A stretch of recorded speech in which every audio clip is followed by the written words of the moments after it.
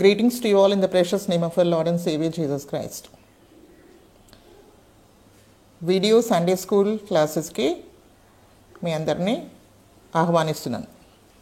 మీరు మీ బైబిల్స్, మీ నోట్బుక్స్ మీరు తీసుకుని వస్తే you can write down the references and note down the points. So today's lesson, seniors lesson number 1, 4 సువార్త రచయితలు, 4 gospel writers.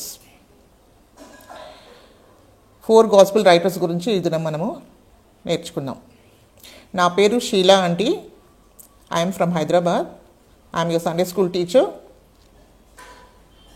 నేను ఒక నామకార్థ కుటుంబం నుండి సువార్త విని యేసుక్రీస్తుని నేను అంగీకరించి రక్షణ పొందాను.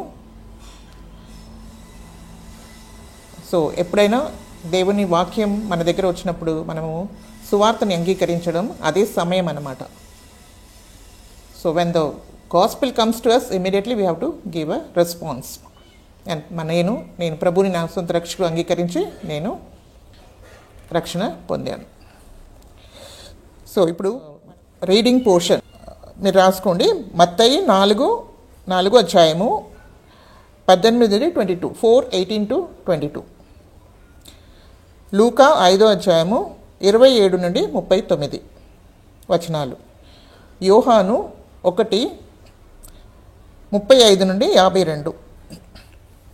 మెమరీ వర్స్ యోహాను 20:31. మెమరీ వర్స్ 20:31 మనం చదువుదాం.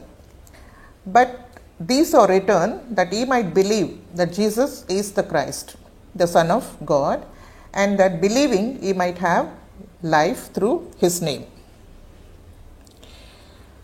సో ఇప్పుడు ఈ లెసన్ని మనం నేర్చుకోవడానికి రచయితల గురించిన, సువార్త రచయితల గురించిన బ్యాక్గ్రౌండ్ని, వాళ్ళ హిస్టరీని తెలుసుకోవడానికి మెయిన్ ఉద్దేశం ఏమిటి అనగా, ఎప్పుడైతే మనము వాళ్ళ హిస్టరీ గురించి మనం నేర్చుకుంటామో అప్పుడు మనకి ఏం తెలుస్తుందంటే, ఈ రచయితల గురించిన హిస్టరీని మనం తెలుసుకున్నప్పుడు సువార్త యొక్క ప్రామాణికత్యం గురించి మనము తెలుసుకుంటాం. Authenticity of the gospel, the authority of the గాస్పెల్ని మనము తెలుసుకోవడానికి వీలుంటుంది. కాబట్టి we have to study the writers background. So mainly ఇప్పుడు మనకు నూతన నిబంధనలో ఎన్ని పుస్తకాలు ఉన్నాయి అనేది మనందరికీ తెలిసే ఉంటుంది. సో 27 పుస్తకాలు ఉన్నాయి. దాంట్లో మొదటి 4 పుస్తకాలు ఏంటి?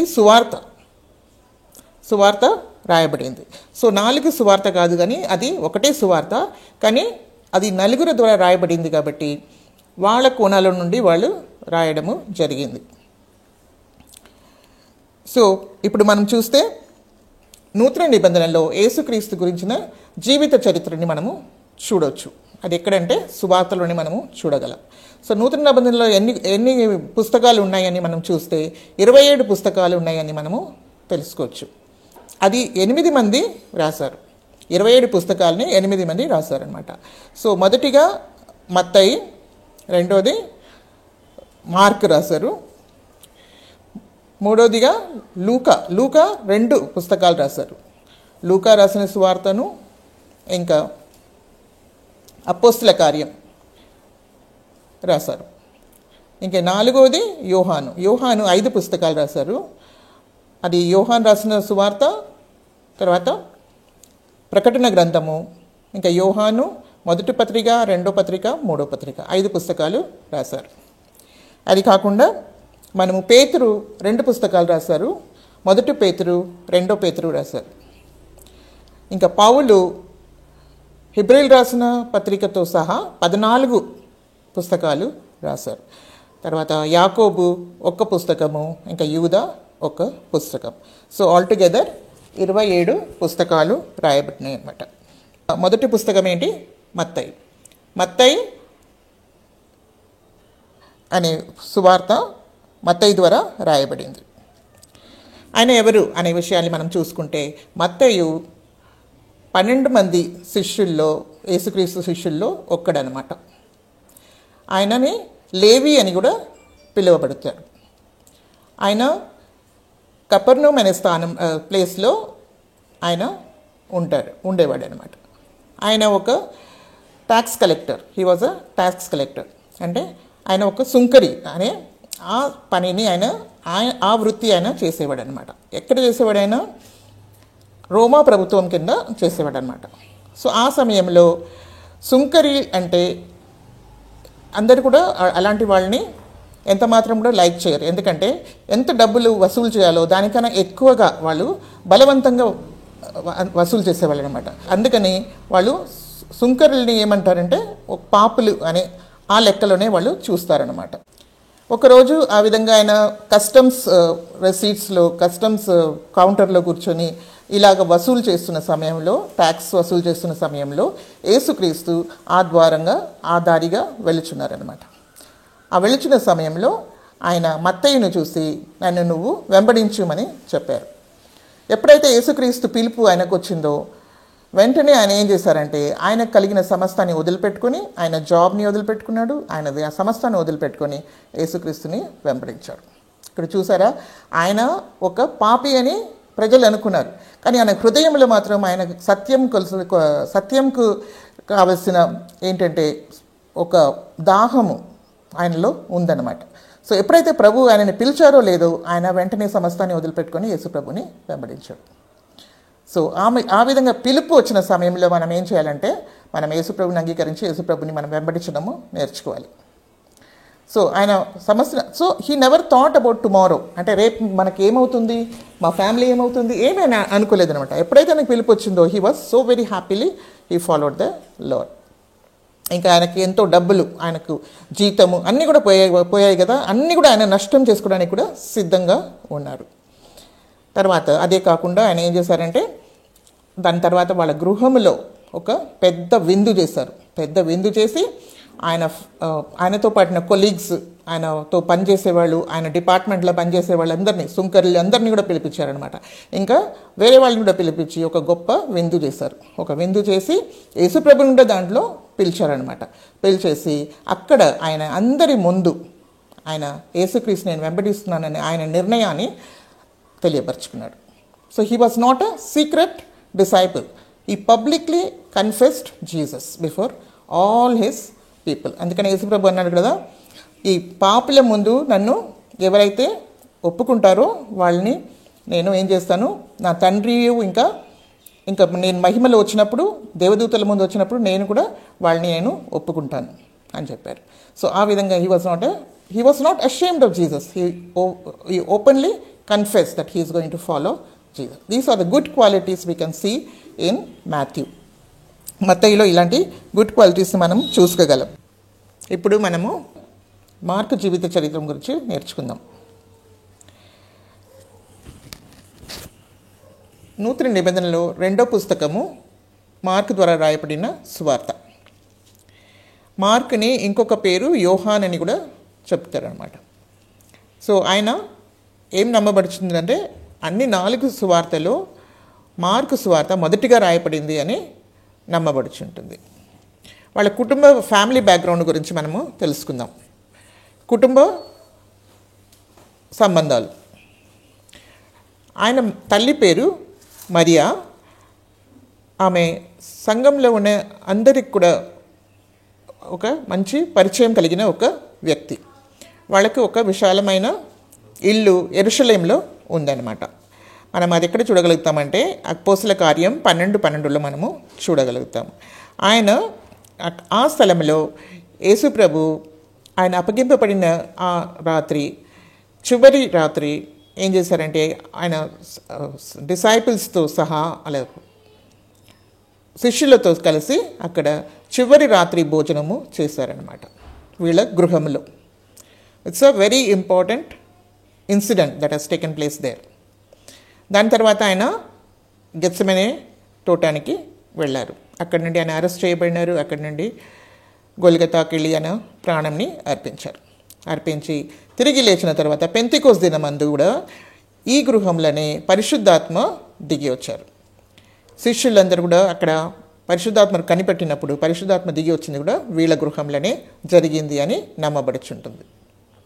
అది కాకుండా ఆ సమయంలో యెరూషలేములో హేరోదు అగ్రిప్ప అనే రాజు సమయంలో క్రైస్తవులకు అనేక విధమైన హింసలు కలిగినప్పుడు కూడా ఈ వీళ్ళ ఇల్లే దాగుచోకుటుగా వాడబడినాయి అన్నమాట. క్రైస్తవులకి హింసింపబడిన సంఘానికి వీళ్ళ ఇల్లు, వీళ్ళ గృహము చాలా సహాయంగా ఉండిందనమాట. అది కాకుండా మనం ఇంకొకటి చూస్తుంటే, పేతురు ఎప్పుడైతే ఆయన విశ్వాసాన్ని బట్టి ఆయన చెరసాలలో బంధింపబడినప్పుడు, సంఘమంతా ప్రార్థించినప్పుడు దేవుడు ఒక అద్భుత రీతిగా దూతని పంపించి ఆయనని చెరసాల నుండి విడిపించినప్పుడు పేతురు సూటిగా మరియా వాళ్ళ ఇంటికి రావడము జరిగిందనమాట. అక్కడ చూస్తే అందరూ కూడా ప్రార్థనలో ఉన్నారనమాట. సో వాళ్ళ ఇల్లు ఒక ప్రార్థన గృహంగా ఉన్నదనే విషయాన్ని మనము చూడగలం. సో వీళ్ళు ఎలాంటి వాళ్ళంటే, ప్రభుని ప్రేమించిన వాళ్ళు, ఇంకా ప్రభు బిడ్డలు హింసింపడిన వాళ్ళకి సహాయం చేసిన వాళ్ళు, ఇంకా వాళ్ళు ఒక ప్రార్థన మందిరంగా కూడా వాళ్ళ గృహము వాడబడింది. సో ఈ విధంగా చూస్తే వీళ్ళెంతో దేవుణ్ణి ప్రేమించిన ఒక కుటుంబం అన్నమాట. సో అది కాకుండా బర్నబాస్, అపోస్తులైన బర్నబాసు మరియా వాళ్ళ సహోదరుడు. సో ఆ విధంగా కూడా ఆయన ఒక చాలా క్లోజ్ రిలేషన్షిప్ని వాళ్ళు కలిగి ఉన్నారు అనే విషయాన్ని మనము చూడగలం. సో ఇప్పుడు మనం చూస్తే మార్కు ఒక యూదుడు, ఆయన లేవి గోత్రానికి చెందిన వ్యక్తి. తర్వాత మనం చూస్తే మార్కు చక్రవర్తి అయిన ట్రాజాన్ సమయంలో అలెగ్జాండ్రియాలో ఆయన హతసాక్షిగా మరణించారు. తర్వాత స్పిరిచువల్ రిలేషన్షిప్స్ ఏంటి అనేది మనము చూద్దాం. మార్కు పేతురు ద్వారా రక్షణ పొందారని మనకు తెలుస్తుంది. ఎందుకంటే మొదటి పేతురు 5వ అధ్యాయము 13వ వచనంలో మనం చూస్తే పేతురు ఆయనని కుమారుడు అని ఆయన పరిచయం చేస్తున్నారు. దాన్ని బట్టి మనం చెప్పవచ్చు పేతురు ద్వారా రక్షణ పొందారు అని చెప్పవచ్చు. తర్వాత ఆయన పేతురుతో సహా కలిసి ఆయన సేవ చేశారనమాట. దాని తర్వాత పేతురుతో ఆయనకు కలిగిన ఆయన సంబంధాన్ని బట్టి, ఆయన క్లోజ్ రిలేషన్షిప్ని బట్టి ఆయన యేసుక్రీస్తు జీవిత చరిత్ర అంతా కూడా ఆయన రాసుకొని తెలుసుకొని ఆయన ఈ సువార్తని రాశారని నమ్మబడుచుంటుంది. సో ఈ విధంగా మనం చూస్తే పేతురు ఆయనకు సహాయం చేసినట్టు ఈ సువార్త రాయడానికి అని మనము చూడగలం. అది కాకుండా తర్వాత మనం చూస్తే పౌలుతో మొదటి మిషనరీ జర్నీలో కూడా పౌలుతో ఆయన సువార్త ప్రయాణంలో ఆయన ముందుకెళ్ళారు. కానీ ఏమని జరిగిందంటే ఆయన కష్టాల్ని తట్టుకోలేక ఆయన మళ్ళీ తిరిగి యెరూషలేముకు తిరిగి వచ్చారనమాట. తర్వాత మనం చూస్తే సెకండ్ మిషనరీ జర్నీలో పౌలుతో వెళ్ళాలని అనుకున్నప్పుడు పౌలు ఆయనని తీసుకెళ్ళడానికి అనుమతించలేదు. కాబట్టి మార్కును ఇంకా బర్నబాసు వాళ్ళిద్దరు కూడా కలిసి సిప్రస్ అనే ప్రాంతానికి సువార్త కొరకు వెళ్ళారు. కానీ తర్వాత మనం లాస్ట్లో మనం చూస్తే ఏంటంటే పౌలును మార్కును ఇద్దరు కూడా కలిసి సేవ చేసినట్టు మనము ఎక్కడ చూస్తున్నామంటే 2 తిమోతి 4:11లోను ఫిలోమెన్స్ 1:24లో కూడా మనము చూడగలం అన్నమాట. సో ఈ విధంగా ఆయన అంతం వరకు కూడా మంచిగా సేవలో ఆయన కొనసాగించారు. అది కాకుండా లాస్ట్లో ఆయన ప్రభు కొరకై ప్రాణం కూడా అర్పించింది మనము చూడగలం. ఇప్పుడు థర్డ్ సువార్త ఏంటంటే, 3వ సువార్త ఎవరు రాశారు? లూకా రాశారనమాట. లూకా గురించి కూడా మనము తెలుసుకుందాం. లూకా ఎవరు? ఆయన యాంటియోక్ అనే ప్లేస్కి చెందిన ఆయన ఒక యూదుడు కాదు, ఆయన గ్రీకిస్తుడు అనమాట. సో ఆయన ద్వారా 3వ సువార్త రాయబడింది. 3వ సువార్త రాశారు. ఇంకా అపోస్తల కార్యం కూడా ఆయన ద్వారానే రాయబడింది. ఇప్పుడు మనం చూస్తుంటే ఆయన ఫిజిషియన్, అంటే ఆయన ఒక వైద్యుడు అన్నమాట. అకార్డింగ్ టు ఆయన ప్రొఫెషన్ ఏంటంటే వైద్యుడు, ఆయన వృత్తి వైద్యుడు అని మనము కొలోషియన్స్లో 4:14లో మనము చూడగలం. పౌలు ద్వారా లూకు ఏం చేశారంటే క్రీస్తుని అంగీకరించారు. క్రీస్తుని అంగీకరించి ట్రోవాస్ పౌలు రెండో మిషనరీ జర్నీలో పౌలుతో సహా ఆయన వెళ్ళడము, ట్రోవాస్ అనే స్థలంలో నుండి ఆయన ప్రయాణంలో ఆయన వెళ్ళారనమాట. వెళ్ళి తర్వాత అంతం వరకు కూడా ఆయన పౌలు మరణించే వరకు కూడా ఆయన పౌలుతోనే ఉన్నారు. తర్వాత 3వ ప్రయాణంలో 3వ మిషనరీ జర్నీలో పౌలు ఎప్పుడైతే యెరూషలేముకి వచ్చారో అప్పుడు ఈయన కూడా యెరూషలేముకి రావడము జరిగింది. అక్కడ పౌలుకి ఏమైందంటే 2 సంవత్సరాలు ఆయన సిసేరియా అనే ప్లేస్లో ఆయన బంధింపబడినారనమాట. ఆ సమయంలో లూకా ఏం చేశారంటే ఆయన పాలస్తీనం అంతా వెళ్ళి ఈ సువార్త రాయడానికి కావలసిన సత్యాల్ని అంతా సేకరించి ఈ సువార్తని ఆయన రాశారని నమ్మబడుచుంటుంది. తర్వాత ఆయన మెసడోనియాకును అక్కయ్యకును వెళ్ళి సువార్త ప్రకటించారు. తర్వాత లాస్ట్లో గ్రీక్ పండితుల ద్వారా ఆయన చంపబడినారనమాట. సో ఈయన కూడా ఎంతో మంచిగా నమ్మకంగా ఉన్న ఒక సేవకుడు. సో ఆయన ప్రభు కొరకై సమస్యని వదిలిపెట్టారు, నమ్మకమైన ఒక సేవకుడు. తర్వాత ఆయన ప్రాణాన్ని కూడా యేసుక్రీస్తు కొరకై అర్పించారు. సో ఈ విధంగా మనము 3 సువార్తని రచించిన వాళ్ళని మత్తయి, మార్కు ఇంకా లూకు వాళ్ళ బ్యాక్గ్రౌండ్ని మనము చూసాం. సో వాళ్ళ ద్వారా రాయబడిన ఈ సువార్తలు ఎంతో నమ్మదగినవి అని మనము తెలుసుకోగలం అన్నమాట. So we have gain lot of knowledge about the background of the 3 gospel writers. కాబట్టి ఈ విధంగా మనం కూడా మన జీవితాన్ని ప్రభువుకు అర్పించుకొని మనం ప్రభు కొరకు జీవించాలని దేవుడు కోరుకుంటున్నాడు. ఇప్పుడు last 4th gospel is Johne's gospel, యోహాను సువార్త. యోహాను అంటే 4వ యోహాను ఎవరు? ఆయన యేసుప్రభువుకు ఒక చాలా దగ్గర ఉన్న శిష్యుల్లో ఒకరన్నమాట. అంటే 3 శిష్యులు యేసుప్రభుకు చాలా దగ్గరగా ఉన్నారు. ఎవరంటే వాళ్ళు పేతురు, యాకోబు, యోహాను. సో యోహాను కూడా వన్ అమంగ్ ద 3 అన్నమాట, the inner circle of the disciples. Okay, యోహాను అంటే దానికి అర్థం ఏమనగా దేవుడు దయగలవాడు అని అర్థము. ఆయన 5 పుస్తకాలు రాసి ఉన్నారు. ఏమనగా యోహాను రాసిన సువార్త, తర్వాత ప్రకటన గ్రంథము, తర్వాత 1 యోహాను, 2 యోహాను, 3 యోహాను పత్రికలు.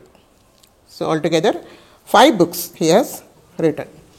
సో వీళ్ళ తండ్రి పేరు ఏంటంటే జెబెదీ, వాళ్ళ తల్లి పేరు సలోమి. సో వీళ్ళని అంటే ఈయన సహోదరుని పేరు యాకోబు. సో యాకోబు ఇంకా యోహాను వీళ్ళిద్దరు కూడా ఏమంటారంటే జెబెదీ కుమారులు అని పిలువబడతారు. సలోమి, వాళ్ళ తల్లి అయిన సలోమి యేసుక్రీస్తు తల్లి అయిన మరియాకు సహోదరి అని నమ్మబడుచుంటుంది. సో ఈ విధంగా మనం చూస్తే వీళ్ళు ఏంటంటే ఒక ఫిషర్మెన్, జాలర్లు, లార్జ్ స్కేల్ ఫిషర్మెన్ అన్నమాట. సో చాలా పెద్ద బిజినెస్ కాబట్టి వాళ్ళకు సమాజంలో బాగా రెప్యుటేషన్ ఎక్కువ ఉంటుందన్నమాట. అంటే వాళ్ళకు పలుకుబడి ఎక్కువగా ఉంటుంది అక్కడ. వాళ్ళకి ఇంకా యోహానికి అక్కడ ఉన్న మహాయాజకుతో కూడా మంచి పరిచయం కలిగిన వ్యక్తి అన్నమాట. వాళ్ళకి ఒక ఇల్లు కూడా యెరూషలేంలో ఉంది. సో యోహాను మొదటిగా ఏంటంటే ఆయన బాప్టిజం ఇచ్చే యోహానుకి శిష్యుడుగా ఉన్నాడు. కానీ ఎప్పుడైతే బాప్టిజం ఇచ్చే యోహాను లోక పాపాన్ని మోసుకొని పోయే దేవుని గొర్రెపిల్ల అని యేసుప్రభుని ఎప్పుడైతే పరిచయం చేశారో ఆయన సాక్ష్యం విని యోహాను యేసుప్రభుని వెంబడించారు. ఆయన సహోదరైన జేమ్స్, తర్వాత పేతురు, ఇంకా ఆంద్రేయ వీళ్ళందరూ కూడా కలిసి వాళ్ళు యేసుప్రభుని సమస్తంని వాళ్ళకి కలిగిందంత సమస్తంని విడిచిపెట్టి యేసుప్రభుని వెంబడించడము జరిగింది. మార్కు సువార్త 5వ అధ్యాయము 37వ వచనంలో మనము ఈ విధంగా చూస్తున్నాం. ఇక్కడ ఏమని ఉందంటే Mark 5:37, and he suffered no man to follow him save Peter and James and John the brother of James. So ఈ ముగ్గురు. సో ఎక్కడ ఇది జైరస్ డాటర్ ఎప్పుడైతే ఆమె చనిపోయిందో అప్పుడు యేసుప్రభు ఆమె దగ్గరికి వెళ్ళి ఆమెని స్వస్థపరిచి ఆయన లేపుతున్నాడు. ఆయన లేపిన ఆ సమయంలో ఎవరు కూడా ఆయనతో లేరు, కానీ వీళ్ళు ముగ్గురు మాత్రమే ఉంటున్నారు. సో యేసుప్రభు చేసిన గొప్ప కార్యాలకు ఒక ఐ విట్నెస్ అన్నమాట, కంటితో ఆయన చూసిన ఒక వ్యక్తి. సో మత్తయిలో ఇంకొక ప్లేస్లో మనం చూస్తే మత్తయి 17th chapter first verse onwards యేసుప్రభు రూపాంతరం పొందిన ఒక కొండ మీద వెళ్ళినప్పుడు అక్కడ వీళ్ళు ముగ్గురే ఉన్నారనమాట. వీళ్ళు ముగ్గురు ముందు యేసుప్రభు ఏమవుతారంటే ఆయన రూపాంతరము చెందుతారు. సో ఆయన మహిమని ఆయన అక్కడ తెలియపరుచుకున్నారు. అది ఎవరికి తెలియపరచబడింది? యోహాన్కిను, యాకోబుకిను, పేతురుకిను. సో దీస్ ఆర్ ద అంటే యేసుక్రీస్తు ఒక దైవత్వంని గురించిన విషయాల్ని వీళ్ళు ముగ్గురు చాలా బాగా తెలుసుకున్నారన్నమాట. సో దగ్గర నుండి వాళ్ళు చూశారు. సో ఈ విధంగా మళ్ళీ ఇంకొకటి మత్తయి 26:37లో కూడా మనం చూస్తే యేసుప్రభు గెత్సెమనే తోటలో వెళ్ళి అక్కడ ఎంతో బాధతో ప్రార్థన చేయడము, ఇంకా దేవునితో మొరపెట్టుకోవడము, ఈ పాత్ర నాలో నుండి తొలగిపోవడం మీ చిత్తమైతే తీసివేయండి ప్రభు అని చెప్పడము, తర్వాత దేవునికి పూర్తిగా సమర్పించుకోవడం, ఇదంతా కూడా వాళ్ళు చూసారనమాట. సో యోహాను ఇవన్నిటికి కూడా ఆయన ఏంటి ఒక సాక్షిగా ఉన్నాడు. ఫస్ట్ హ్యాండ్ రిలేషన్షిప్ ఆయన, ఫస్ట్ హ్యాండ్ ఎక్స్పీరియన్స్ ఆయన కలిగి ఉన్నారనమాట. సో ఈ విధంగా మనం చూస్తే యోహాను చాలా దగ్గర ఉన్న ఒక శిష్యుడు. తర్వాత యోహాను ఎప్పుడు కూడా ఆయన యేసుప్రభు రొమ్ము మీద ఆనుకొని ఆయన ఉండేవాడు అనమాట. అంటే యేసుప్రభుని ఆయన ఎక్కువగా ప్రేమించారు. సో యేసుప్రభు కూడా ఆయనని ఎక్కువగా ప్రేమించారు. It's not respecter of persons, కానీ బికాజ్ యోహాను ఎక్కువగా ఆయన యేసుప్రభుని ప్రేమించాడు కాబట్టి దేవుని ప్రేమని కూడా ఆయన ఎక్కువగా పొందుకోగలిగాడు అనమాట. సో మనం కూడా యేసుప్రభుని ఎక్కువగా ప్రేమిస్తే దేవుని ప్రేమను కూడా మనం ఎక్కువగా పొందుకోగలం అనమాట. సో ఆ విధంగా ఆయన ఏమని రాస్తారంటే యేసుప్రభు ప్రేమించిన ఒక శిష్యుడు అని తను తాను ఆయన అడ్రస్ చేసుకుంటాడనమాట. యేసుప్రభు ప్రేమించిన శిష్యుడు అని చెప్తాడనమాట. So we can call him that like he's a disciple of love. So యేసుప్రభుని ఆయన ఎక్కువగా ప్రేమించారు. తర్వాత ఎప్పుడైతే అందరూ యేసుప్రభు మరణానికి వెళ్ళినప్పుడు చాలామంది శిష్యులు అందరూ కూడా వాళ్ళు చెదిరిపోయినప్పటికి కూడా యోహాను మాత్రము అంతం వరకు యేసుప్రభు సిలువలో మరణించే సమయంలో కూడా యేసుప్రభు దగ్గర యోహాను నిలిచి ఉన్నాడు అనమాట. ఆయన ఎంత మాత్రం కూడా భయపడలేదు. Because perfect love casteth out fear. ఆయన యేసుప్రభుని ఎక్కువగా ప్రేమించాడు కాబట్టి ఎంత మాత్రం భయం లేకుండా యేసుప్రభు దగ్గరే అంతం వరకు కూడా యేసుప్రభు సిలువలో మరణించే ఆ సమయంలో కూడా అక్కడే ఆయన ఉండడము మనము చూస్తున్నాం.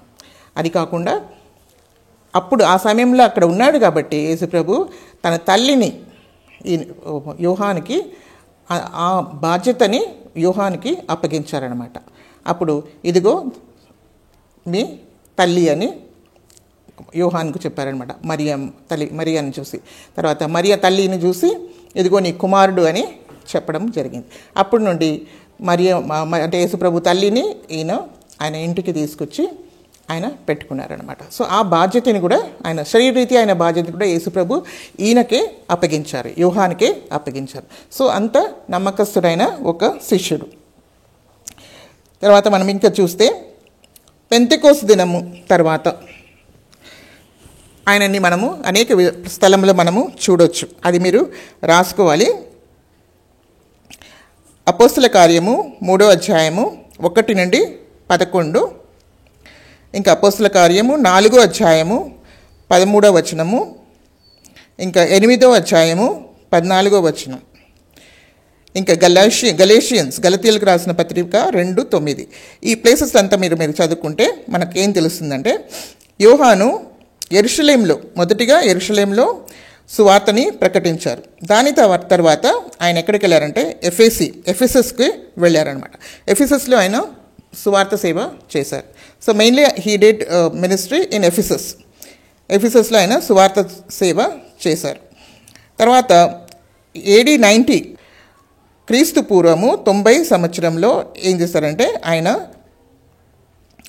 ఈ సువార్తని రాశారని నమ్మబడుచుంటుంది. యోహాను సువార్తని రాశారని నమ్మబడుచుంటుంది.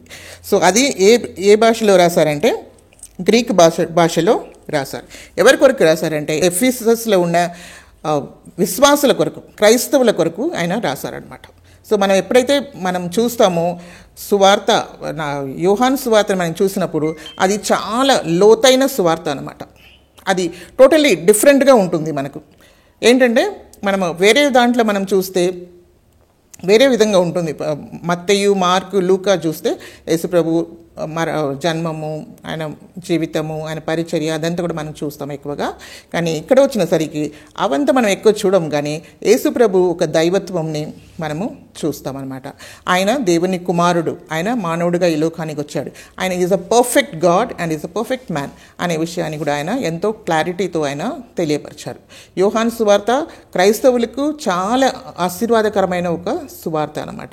ఎక్కడ చూసినా మనకు యోహాను 15 అధ్యాయంలో మనం చూస్తే నేనే ద్రాక్షవల్లి, మీరు తీగలు అన్నారు యేసుక్రీస్తు. అది మళ్ళీ యోహాను 11వ అధ్యాయాలు మనం చూస్తే యేసుప్రభు ఏమైనారు, నేనే పునరుద్ధానము జీవమై ఉన్నాను, ఇంకా నేనే జీవ ఆహారమై ఉన్నాను.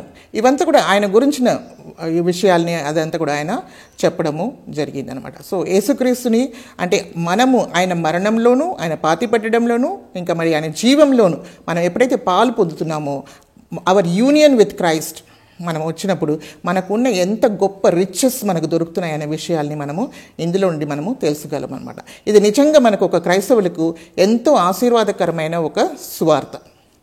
నిజంగా మనకు ఎప్పుడు ఎలాంటి కష్టాలు మనకు ఉన్నప్పటికీ ఏమన్నారు, ఈ లోకంలో మీకు అనేక హింసలు మీకు కలుగును, కానీ మీరు భయపడవద్దు, నేను ఈ లోకాన్ని నేను ఓవర్కమ్ చేశాను, దీన్ని నేను జయించి ఉన్నాను, మీ హృదయము ఎంత మాత్రం పడనివ్వకండి అనే విషయాలంతా కూడా మరి ఆయన చెప్పడము జరిగిందనమాట. సో ఎంతో ఆదరణ కలిగిన ఒక విషయం. సో యోహాను సువార్త చాలా విశ్వాసులకు చాలా ఆశీర్వాదకరమైన ఒక సువార్త అయి ఉన్నది. అక్కడ యేసుక్రీస్తు గురించిన చాలా మర్మాల్ని మనము చూడగలం. తర్వాత ఎఫెసస్లో ఉన్నప్పుడు అక్కడ ఆయన సేవ చేస్తున్న సమయంలో రోమన్ చక్రవర్తి డొమిషియన్ అనే సమయంలో ఆయన చంపాలా అనుకొని ఆయనని మరుగుచున్న నూనెలో వాళ్ళు వేశారన్నమాట. చంపడానికి ప్రయత్నం చేశారు, కానీ ఆయన చావలేదన్నమాట. ఆయన అద్భుతంగా ఆయన బ్రతికాడు. సో ఆ విధంగా బ్రతికాడు కాబట్టి ఆయన ఏం చేశారు, ఆయన ఏ విధమైన ఆయనని మనం we have to dispose him of అని చెప్పేసి వాళ్ళు పద్మోస్ అనే దీవులో వాళ్ళు దీపంలో ఆయనని పడవేశారు. సో ఎవ్రీ వీక్ మీకు సండే స్కూల్ లెసన్స్ని అప్లోడ్ చేస్తాం. మీకు క్వశ్చన్ ఆన్సర్స్ కూడా ఇస్తాము. అట్ ద ఎండ్ డిస్క్రిప్షన్ బాక్స్లో మీకు మెయిన్ పాయింట్స్ అన్నీ కూడా మీకు ఇవ్వబడుతుంది. మీరు అది కూడా మీరు చూసుకోవచ్చు. సో దీని కొరకై మీరు ఒక స్పెషల్ సండే స్కూల్ నోట్బుక్ ఒకటి మీరు ప్రత్యేకంగా మీరు కొని పెట్టుకోండి. దాంట్లో మీరు పాయింట్స్, మెమరీ వర్సెస్, ఇంకా రాయవలసిన అంత రీడింగ్ పోర్షన్ అన్నీ కూడా మీరు దాంట్లో రాసుకుంటే మీకు అనేక విషయాలు మీకు అర్థమవుతూ ఉంటుందన్నమాట. సో ఒక చిన్న ప్రార్థన చేసుకొని మనము క్లోజ్ చేద్దాం. కళ్ళు మూసుకోండి. దేవుని దగ్గర మనం ఒక చిన్న ప్రార్థన చేస్తాం. Praise the Lord. హల్లెలూయా. పరిశుద్ధమైన దేవా, మీకు వందనాలు, స్తుతులు, స్తోత్రం చెల్లించుకుంటున్నాము. ఈ దినం ప్రభా మేము సువార్త రచయితల గురించిన విషయాల్ని మేము నేర్చుకోవడానికి మీరు ఇచ్చిన కృప కొరకే మీకు స్తోత్రములు ప్రభా. నాయన, మీరు మాతో మాట్లాడి ఉన్నారు. మేము ఏ విధంగా జీవించాలో అనే విషయాల్ని మీరు తెలియపరుచున్నారు. అందునిమిత్తమే మీకు వందనాలు, స్తుతులు, స్తోత్రం చెల్లించుకుంటున్నాము. మా జీవితాన్ని కూడా మీకు సమర్పించుకుంటున్నాం ప్రభా. మీకు మేము కూడా నమ్మకంగా మేము జీవించడానికి, మిమ్మల్ని వెంబడించడానికి ప్రభా మీరే మాకు కృప అనుగ్రహించమని ప్రార్థిస్తున్నాము. మా జీవితాన్ని, మా హృదయాన్ని మీకు అర్పించి మిమ్మల్ని వెంబడించడానికి ప్రభా మాకు కూడా ఆ కృపని మాకు దయచేయండి. అంతవరకు కూడా మేము మీకు నమ్మకంగా ఉండి మీ కొరకై ప్రభా నాయన మేము మీ మహిమార్థం మేము జీవించడానికి కృప అనుగ్రహించమని మీకే మహిమ ఘనత ప్రభావం చెల్లిస్తూ యేసుక్రీస్తు అతి పరిశుద్ధ నామములో ప్రార్థించి వేడుకుంటున్నాం తండ్రి. ఆమేన్.